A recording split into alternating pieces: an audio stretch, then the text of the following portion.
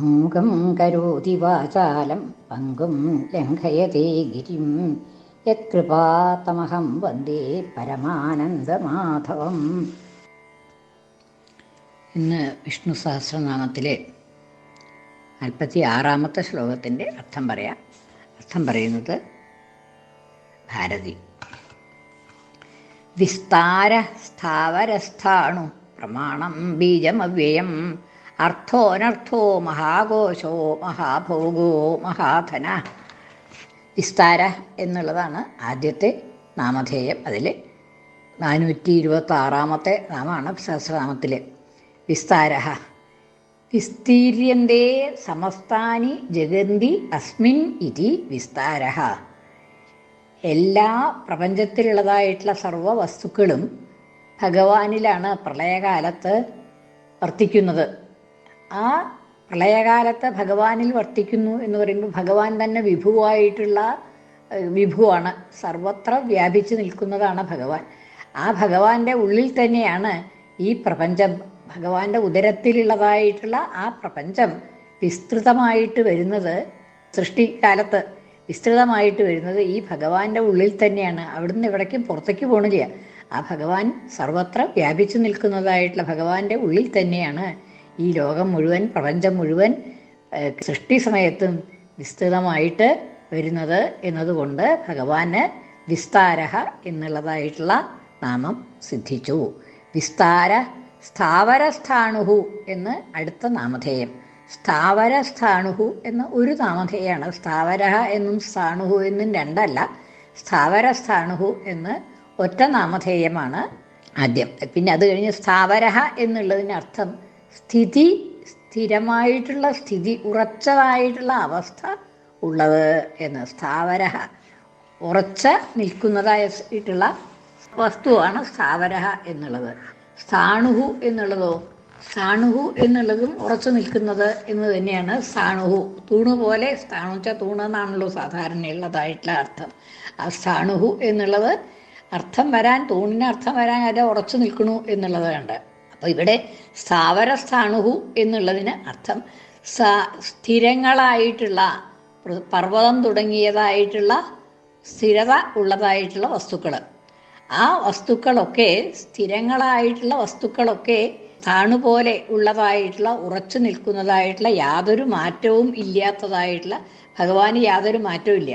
അപ്പം അങ്ങനെ സ്ഥിരമായിട്ടുള്ളതായിട്ടുള്ള ആ വസ്തുക്കളെല്ലാം, സ്ഥാവരങ്ങളായിട്ടുള്ള എല്ലാ വസ്തുക്കളും തന്നെ ഭഗവാനിൽ തന്നെയാണ് സ്ഥിരമായിട്ട് സ്ഥിതി ചെയ്യുന്നത് എന്നുള്ളത് കൊണ്ട് സ്ഥാവരസ്ഥാണുഹു എന്ന് ഭഗവാന് നാമധേയം എന്നാണ്. സ്ഥിതിശീലത്വാത് സ്ഥാവരഹ, ഉറച്ച സ്ഥിതി ഉള്ളതുകൊണ്ട് സ്ഥാവരഹ എന്ന പേര്. സ്ഥിതിശീലാനി പൃഥിവ്യാദീനി തിഷ്ഠന്തി അസ്മിന്നിധി. സ്ഥിതിശീലങ്ങളായിട്ടുള്ള, സ്ഥിരത ഉള്ളതായിട്ടുള്ള പൃഥിവി, പർവ്വതം തുടങ്ങിയതായിട്ടുള്ള വസ്തുക്കളെല്ലാം തന്നെ ഭഗവാനിൽ വർത്തിക്കുന്നു. തിഷ്ഠന്തി ഇതി, ഭഗവാനിൽ തന്നെ ഉറച്ച് നിൽക്കുന്നു എന്നുള്ളത് കൊണ്ട് സ്ഥാണുഹു എന്ന്. അപ്പോൾ സ്ഥാവരനും സ്ഥാണുവും ആയിട്ടുള്ളത് ഭഗവാനാണ് എന്നതുകൊണ്ട് ഭഗവാൻ സ്ഥാവരസ്ഥാണുഹു എന്ന് ഭഗവാന് നാമധേയം. അതായത് സ്ഥാവരനും ആണ് സ്ഥാണുവും ആണ് എന്നതുകൊണ്ട് സ്ഥാവരസ്ഥാണുഹു എന്ന് നാമധേയം എന്ന്. അതിൽ സ്ഥാവരഹ എന്നുള്ളത് തിഷ്ഠന്തി സ്ഥിതിശീലത്വാത് സ്ഥാവരഹ, ഉറച്ചതായിട്ടുള്ള സ്ഥിതി ഉള്ളതുകൊണ്ട് ഭഗവാന് സ്ഥാവരഹ എന്നുള്ളതായിട്ടുള്ള നാമധേയം. സ്ഥിതിശീലാനി പൃഥിവ്യാദീനി, സ്ഥിതിശീലങ്ങളായിട്ടുള്ള, അതായത് ഉറച്ച സ്ഥിതി ഉള്ളതായിട്ടുള്ള പൃഥിവി തുടങ്ങിയതായിട്ടുള്ള വസ്തുക്കൾ കൂടി ഭഗവാനിൽ സ്ഥിതി ചെയ്യുന്നു എന്നതുകൊണ്ട് ഭഗവാന് സ്ഥാണുഹു എന്നുള്ളതായിട്ടുള്ള നാമധേയം. അപ്പം ഈ രണ്ടും കൂടിയിട്ട് സ്ഥാവരസ്ഥാണുഹു, സ്ഥാവരനും സ്ഥാണുവും ആയിട്ടുള്ളവൻ എന്നുള്ള അർത്ഥത്തിലാണ് സ്ഥാവരസ്ഥാണുഹു എന്ന് ഏകമായിട്ടുള്ള ഒരു നാമധേയം എന്ന് പറയണത്. ഒരു നാമധേയമായിട്ടാണ് ശങ്കരാചാര്യർ അതിനെ വ്യാഖ്യാനിച്ചിട്ടുള്ളത്, സ്ഥാവരസ്ഥാണുഹു. ഇനി പ്രമാണം എന്ന് വെച്ചിട്ടുണ്ടെങ്കിൽ സംവിധാത്മന പ്രമാണം. സംവിത് സ്വരൂപനാണ്, ജ്ഞാനസ്വരൂപനാണ്. സംവിത് സ്വരൂപൻ വെച്ചാൽ ജ്ഞാനസ്വരൂപൻ. ജ്ഞാനസ്വരൂപനാണ് സംവിത്ത് എന്ന് വെച്ചാൽ ജ്ഞാനാണ്. ആ ജ്ഞാനസ്വരൂപനാണ് ഭഗവാൻ എന്നുള്ളത് കൊണ്ട് സംവിത് സ്വരൂപനാണ് ഭഗവാൻ. അതുകൊണ്ട് ഭഗവാനെ പ്രമാണം എന്ന് പറയും. ജ്ഞാനസ്വരൂപൻ തന്നെ ആവുമ്പോൾ പിന്നെ മറ്റൊരു പ്രമാണം ആവശ്യമില്ല. അതുകൊണ്ട് ഭഗവാൻ പ്രമാണം തന്നെയാണ്. ജ്ഞാനം ഭഗവാന്റെ സ്വരൂപം തന്നെ ആയതുകൊണ്ട് ഭഗവാൻ പ്രമാണമാണ് എന്ന് പറയുന്നു.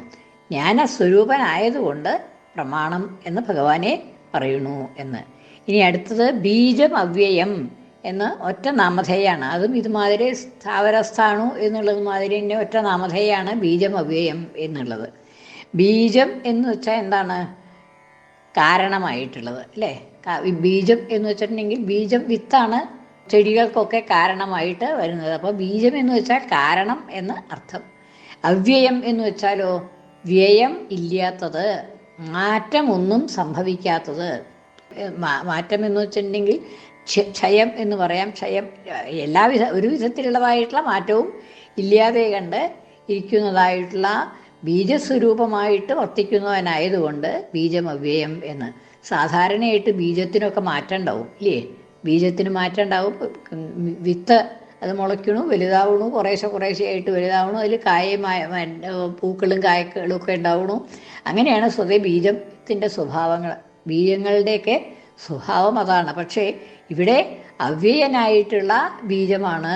അവ്യയനായിട്ടുള്ള യാതൊരു മാറ്റവും ഇല്ലാത്തതായിട്ടുള്ള, തളർച്ചയും വളർച്ചയും ഒന്നും ഇല്ലാത്തതായിട്ടുള്ള ബീജമാണ് ഭഗവാൻ എന്നതുകൊണ്ട്. അതായത് ഓരോരോ സങ്കല്പത്തിലാണ് ഈ ഓരോരോ നാമധേയങ്ങളും പറയണത്. ഒന്ന് ആ യഥാർത്ഥത്തിലായിട്ടുള്ള ഭഗവാന്റെ സ്വരൂപം എന്നുള്ളതായിട്ടുള്ള സ്വരൂപത്തിൽ അവ്യയനാണ് ഭഗവാൻ. പക്ഷേ ഭഗവാന് ബീജമായിട്ട് പ്രപഞ്ചത്തിൻ്റെ മുഴുവൻ ബീജമാണ് എന്നുള്ളത് കൊണ്ട് ഭഗവാൻ ബീജം. വ്യാവഹാരികാവസ്ഥ, പ്രാതിഭാസികാവസ്ഥ എന്നൊക്കെ പല സങ്കേതങ്ങളുണ്ട്. 3 അവസ്ഥകളാണ് സാധാരണയായിട്ട്. ഒന്ന് സ്ഥിരമായിട്ടുള്ള അവസ്ഥ, മാറ്റമില്ലാത്തതായിട്ടുള്ള അവസ്ഥ. പിന്നെ ഒന്ന് പ്രാതിഭാസികമായിട്ടുള്ള അവസ്ഥ, ഉണ്ടെന്ന് നമുക്ക് തോന്നിക്കുന്നതായിട്ടുള്ള അവസ്ഥ. പിന്നെ അല്ലാതെ കണ്ടൊന്ന് വ്യാവഹാരികം എന്ന് പറയുമ്പോൾ വ്യവഹാരത്തിനെ സംബന്ധിച്ചിടത്തോളം ഉണ്ട്, പക്ഷേ അതിന് സ്വതേ നിലനിൽപ്പില്ല. അതായത് ഇപ്പോൾ ഘടാദികൾക്ക് അത് പൊട്ടിപ്പോയി, അത് കഴിഞ്ഞു അല്ലേ? അപ്പോൾ അതിന് ഇല്ലാത്ത അവസ്ഥ തന്നെയുണ്ട്. വ്യാവഹാരികാവസ്ഥയും വ്യാവഹാരികമായിട്ടുള്ള അവസ്ഥയുണ്ട്. പക്ഷേ പ്രാതിഭാസികാവസ്ഥ എന്ന് പറയുമ്പോൾ നമ്മൾ കയറ് ഒരു ഇറ്റത്ത് അല്ലെങ്കിൽ ചെറിയ മങ്ങിയ വെളിച്ചത്തിൽ കയറ് കിടക്കുന്നുണ്ട്. അപ്പോൾ അതിനെ കണ്ടിട്ട് പാമ്പാണെന്ന് വിചാരിക്കണു. ആ പാമ്പാണെന്ന് വിചാരിക്കുമ്പോൾ അതിന് ആ അവസ്ഥ പാമ്പാണ് എന്നുള്ളതായിട്ടുള്ളൊരവസ്ഥ ഉണ്ടാവുന്നുണ്ടല്ലോ. വാസ്തവത്തിൽ അവിടെ പാമ്പില്ലേരും. അപ്പോൾ അതിനെ പ്രാതിഭാസിക അവസ്ഥ എന്ന് പറയും. പിന്നെ അതല്ലാതെ കണ്ട് സ്ഥിരമായിട്ടുള്ള അവസ്ഥ ഭഗവാന് ഉണ്മ എന്നുള്ളതായിട്ടുള്ള ഭഗവത് സ്വരൂപത്തിന്, ആത്മസ്വരൂപത്തിനുള്ളതായിട്ടുള്ള അവസ്ഥ, അത് സ്ഥിരമായിട്ടുള്ള അവസ്ഥയാണ്. ഇനി അപ്പോൾ ഈ ബീജം അവ്യയം എന്ന് പറയുമ്പോൾ ബീജം ആയിട്ടുള്ളത് അവ്യയമായിട്ടുള്ളത്, യാതൊരു മാറ്റവും ഇല്ലാത്തതായിട്ടുള്ള ബീജാവസ്ഥ, മാറ്റമില്ലാത്തതായിട്ടുള്ള ബീജമാണ്, കാരണമാണ്. അതേ സമയത്ത് അവ്യയവുമാണ് ഭഗവാൻ എന്നതുകൊണ്ട് ബീജമവ്യയം എന്ന്. അന്യഥാഭാവ വ്യതിരേകേണ കാരണമിതി. അന്യഥാഭാവ വ്യതിരേകേണ, അന്യഥാഭാവം ഇല്ല. ഭഗവാന് മാറ്റം സംഭവിക്കണില്ല, എങ്കിലും അദ്ദേഹം ബീജമാണ് താനും. അതായത് ഈ പ്രാതിഭാസികമായിട്ടുള്ള ഈ ബീജസ്വരൂപം ഭഗവാന് ഉണ്ട്, കാരണമായിട്ട് വർത്തിക്കുന്നു. എങ്കിലും ഭഗവാന് യഥാർത്ഥത്തിൽ മാറ്റമൊന്നുമില്ലാത്തത് കൊണ്ട് ബീജമവ്യയം, അവ്യയമായിട്ടുള്ള ബീജം എന്ന് അവിടെ. അന്യഥാഭാവ വ്യതിരേകേണ, അന്യഥാഭാവം മറ്റൊരു ഭാവം, മാറ്റം സംഭവിക്കുന്നതായിട്ടുള്ള അവസ്ഥ. ആ അവസ്ഥയ്ക്ക് വിപരീതമായിട്ട് അതില്ല ഭഗവാന്. വ്യതിരേകേണ എന്ന് പറയുമ്പോൾ അതില്ലാത്തതായിട്ട്. അന്യഥാഭാവം വാസ്തവത്തിൽ ഭഗവാന് ഇല്ലെങ്കിലും അത് ഭഗവാൻ പ്രപഞ്ചത്തിന് കാരണമായി തീരുന്നു എന്നതുകൊണ്ട് ബീജം അവ്യയം എന്നുള്ളതായിട്ടുള്ള നാമധേയം വന്നു. ഇനി അടുത്തത് അർത്ഥ. സുഖരൂപത്വാത് സർവൈഹി അർത്ഥ്യതേ ഇതി അർത്ഥ. അർത്ഥ്യതേ, പ്രാർത്ഥിക്കപ്പെടുന്നു. സുഖരൂപത്വാത്, സുഖസ്വരൂപനാണ് ഭഗവാൻ, ആനന്ദസ്വരൂപനാണ് ഭഗവാൻ. അപ്പം അതുകൊണ്ട് ആനന്ദസ്വരൂപനായതുകൊണ്ട് തന്നെ എല്ലാവരും ഭഗവാനെ അർത്ഥിക്കുന്നു, പ്രാർത്ഥിക്കുന്നു എന്നതുകൊണ്ട് ഭഗവാനോട് യാചിക്കുന്നു, അല്ലെങ്കിൽ ഭഗവാനെ ആഗ്രഹിക്കുന്നു എന്നതുകൊണ്ട് ഭഗവാൻ അർത്ഥ എന്നുള്ളതായിട്ടുള്ള നാമധേയം. എന്താണ് ഭഗവാനെ അർത്ഥിക്കാനായിട്ടുള്ള കാരണം? ഭഗവാൻ സുഖസ്വരൂപനായതുകൊണ്ട്, ആനന്ദസ്വരൂപനാണ് ഭഗവാൻ. അതുകൊണ്ട് സർവ്വജനങ്ങളും ഭഗവാനെ അർത്ഥിക്കുന്നു എന്നതുകൊണ്ട് ഭഗവാൻ അർത്ഥ എന്നുള്ളതായിട്ടുള്ള നാമധേയം വന്നു. അനർത്ഥ, അർത്ഥ, അനർത്ഥ. അനർത്ഥ വെച്ചാൽ നേരെ വിപരീതമായിട്ടാണല്ലോ നമുക്ക് തോന്നുക. ഭഗവാൻ അർത്ഥവും അനർത്ഥവും എങ്ങനെയാണ് ആവുക എന്ന് ചോദിച്ചിട്ടുണ്ടെങ്കിൽ, അർത്ഥ എന്നുള്ളതിൻ്റെ അർത്ഥം ഭഗവാൻ എല്ലാവരാലും അർത്ഥിക്കപ്പെടുന്നു എന്നതുകൊണ്ട് ഭഗവാൻ അർത്ഥ. അനർത്ഥ എന്നുള്ളതോ ന വിദ്യതേ പ്രയോജനം ആപ്തകാമത്വാദസ്യേതി അനർത്ഥ. ഭഗവാന് അർത്ഥം, അർത്ഥശബ്ദത്തിന് അവിടെ അർത്ഥം പ്രയോജനം എന്നാണ്. പ്രയോജനം ഭഗവാന് യാതൊരു പ്രയോജനമില്ല. ഭഗവാൻ ഈ പ്രപഞ്ചത്തിൻ്റെ സൃഷ്ടി, സ്ഥിതി, സംഹാരങ്ങളൊക്കെ നടത്തുന്നുണ്ട്. പക്ഷെ അതിൽ ഭഗവാന് എന്തെങ്കിലും ഒരു പ്രയോജനമുണ്ടോ?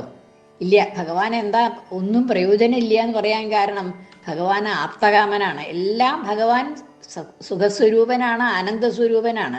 അപ്പോൾ പിന്നെ സർവത്ര ആനന്ദം ഉള്ളത്, ആനന്ദം നിറഞ്ഞിരിക്കണ ആളായതുകൊണ്ട് പിന്നെ എന്താ ഇനി അർത്ഥിക്കാനുള്ളത്? വേറെ യാതൊരു പ്രയോജനവും ഭഗവാനില്ലാത്തത് കൊണ്ട് ഭഗവാന്റെ ഈ ഒരു പ്രവൃത്തി അത് ലീലയായിട്ടുള്ളതായിട്ടുള്ളൊരു അത് മാത്രമാണ് ഈ സൃഷ്ടി, സ്ഥിതി, സംഹാരങ്ങൾ. അല്ലാതെ കൊണ്ട് ഭഗവാന് യാതൊരു പ്രയോജനവും ഇല്ല എന്നതുകൊണ്ട് അനർത്ഥ എന്നുള്ളതായിട്ടുള്ള നാമധേയം. അർത്ഥ എന്നുള്ളത് അവിടെ അനർത്ഥ എന്നുള്ളവർക്ക് അർത്ഥശബ്ദത്തിന് എന്താണ് അർത്ഥം? പ്രയോജനം എന്നുള്ളതായിട്ടുള്ള അർത്ഥമാണ്. സ്വന്തമായിട്ട് പ്രയോജനമൊന്നും ഇല്ലാത്തതാണ് ഭഗവാൻ. ഭഗവാന് സ്വന്തമായിട്ട് പ്രയോജനമൊന്നും ഇല്ല എന്നതുകൊണ്ട് ഭഗവാൻ അനർത്ഥ എന്നുള്ളതായിട്ടുള്ള നാമധേയം. ഇനി മഹാകോശ എന്ന് അടുത്ത നാമധേയം. അർത്ഥോനർത്ഥ മഹാകോശ. മഹാന്ത കോശാ അന്നമയാദയ ആച്ഛാദകാ അസ്യ ഇതി മഹാകോശ. നമ്മുടെ ജീവാത്മാവ് എന്നുള്ളത് ഭഗവാന്റെ തന്നെ അവയവമാണ്, ഭഗവാന്റെ തന്നെ അംശമാണ് ജീവാത്മാവ് എന്നാണല്ലോ പറയണത്. അപ്പോൾ ആ ജീവാത്മാവിനെ മറയ്ക്കുന്നതായിട്ടുള്ള അനവധി കോശങ്ങളുണ്ട് എന്നാണ് പറയണത്. എന്താണെന്ന് വെച്ചാൽ നമുക്കിപ്പോൾ ഞാൻ എന്നുള്ളതായിട്ടുള്ള വ്യക്തി എനിക്ക് എൻ്റെ ഈ ആത്മാവാണെന്നല്ലല്ലോ നമ്മൾ വിചാരിക്കണത്. അല്ല, നമ്മളെ സ്വാഭാവികമായിട്ട് നമ്മൾ വിചാരിക്കണത് നമ്മളെ ഈ ആത്മാവിനെ മൂടിക്കൊണ്ട്, അതായത് അർത്ഥം അല്ല പറഞ്ഞു വരുമ്പോൾ, മനസ്സിലായിട്ട് വരുമ്പോൾ ഉണ്ടാവണതായിട്ടുള്ള ബോധം നമുക്ക് അങ്ങനെ അനവധി കോശങ്ങൾ എന്ന് വെച്ചിട്ടുണ്ടെങ്കിൽ പുറംചട്ടകൾ എന്ന് പറയട്ടെ, മറയ്ക്കുന്നതായിട്ടുള്ള വസ്തു, നമ്മുടെ യഥാർത്ഥ സ്വരൂപത്തെ മറയ്ക്കുന്നതായിട്ടുള്ള വസ്തുക്കളാണ് ഈ കോശങ്ങൾ എന്ന് പറയുന്നത്. അപ്പോൾ അങ്ങനെയുള്ളതായിട്ടുള്ള കോശങ്ങൾ നമുക്ക് നമ്മുടെ യഥാർത്ഥ സ്വരൂപത്തെ, ആത്മസ്വരൂപത്തെ മറയ്ക്കുന്നുണ്ട്. അന്നമയകോശം, ജ്ഞാനമയകോശം, കാരണമയകോശം, പ്രാണമയകോശം എന്നൊക്കെ പറയുന്നു. അപ്പോൾ അതായത് പ്രാണനായിട്ടുള്ളത് നമ്മളെ മറയ്ക്കണു. പ്രാണനാണ് ഭഗവാൻ. ഞാൻ പ്രാണനാണ് എന്നെനിക്ക് തോന്നുകയാണ്. അല്ലെങ്കിൽ ആ പ്രാണൻ പോയി കഴിഞ്ഞാൽ ഞാൻ ഇല്ലേണ്ടേ ഇല്ലേ, പിന്നെ ഞാനുണ്ടോ ഇല്ലയോ എന്നുള്ളത് നമുക്കറിയില്ല. അപ്പോൾ ആ പ്രാണൻ മറച്ചു വയ്ക്കണതാണ്. ഇന്ദ്രിയങ്ങൾ, ഞാനാണ് ഇന്ദ്രിയങ്ങളാണ് ഞാൻ. അതെന്ന് വെച്ചാൽ എനിക്ക് തൊട്ടാൽ കേട്ടാൽ മനസ്സിലാവണുണ്ട്, കാഴ്ച ശക്തി ഉണ്ടാവുന്നുണ്ട്. അപ്പം ഇങ്ങനെ ഞാൻ എന്ന് പറഞ്ഞാൽ ഞാൻ കാണുന്നു, ഞാൻ കേൾക്കണു, ഞാൻ തൊടുന്നു, സ്പർശിക്കണു, ഇങ്ങനെയൊക്കെ തോന്നലുണ്ടാവുന്നുണ്ടല്ലോ.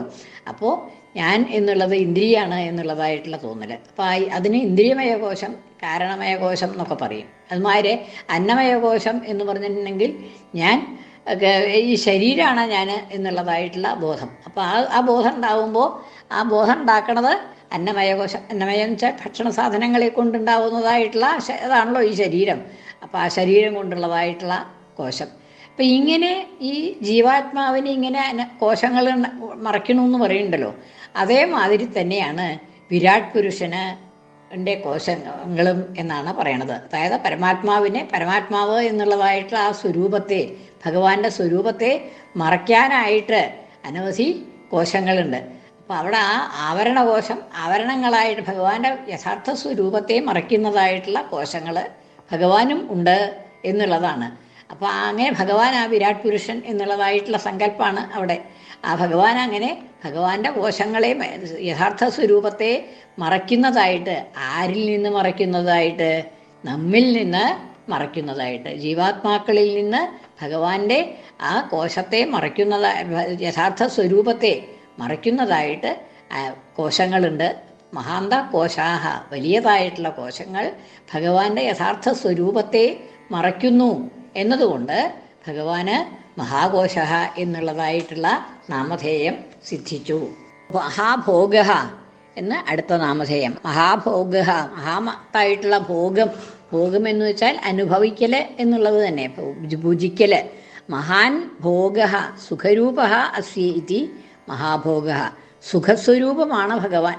അപ്പം ആ സുഖസ്വരൂപമായിട്ട് ആണ് എന്നതുകൊണ്ട് തന്നെ അത് ഒരു ഭോഗമാണ് എന്നുള്ള നിലയിൽ മഹാൻ ഭോഗ സുഖസ്വരൂപ അസ്യ ഇതി, ആ സുഖസ്വരൂപമായിട്ടുള്ള ഭോഗം, ആ സുഖം എന്നത് തന്നെയാണ് ഭഗവാന്റെ സ്വരൂപം തന്നെയായിട്ട് മഹാഭോഗ എന്ന് ഭഗവാന്റെ സ്വരൂപം എന്നതുകൊണ്ട് ഭഗവാന് മഹാഭോഗ എന്നുള്ളതായിട്ടുള്ള നാമധേയം. മഹത്തായിട്ടുള്ള ധനം, അതായത് ഭോഗങ്ങൾ ഉണ്ടാക്കുന്നതിന് സാധനങ്ങളായിട്ടുള്ള, കാരണങ്ങളായിട്ടുള്ള, അതിന് ഉപകരണങ്ങളായിട്ടുള്ളതായിട്ടുള്ള ധനം, മഹത്തായിട്ടുള്ള ധനം ഭഗവാന്, അതായത് പ്രപഞ്ചം മുഴുവൻ ഭഗവാന്റെ ധനം തന്നെയാണ്. അപ്പോൾ ഭഗവാന് ആ മഹത്തായിട്ടുള്ള ഭോഗം ഉണ്ടാക്കാനുള്ളതായിട്ടുള്ള മഹാധനം ഭഗവാനുണ്ട് എന്നുള്ളത് കൊണ്ട് മഹാധനഃ എന്നുള്ളതായിട്ടുള്ള നാമധേയം. വിസ്താര സ്ഥാവരസ്ഥാണു പ്രമാണം ബീജമവ്യയം അർത്ഥോനർത്ഥോ മഹാകോശോ മഹാഭോഗോ മഹാധന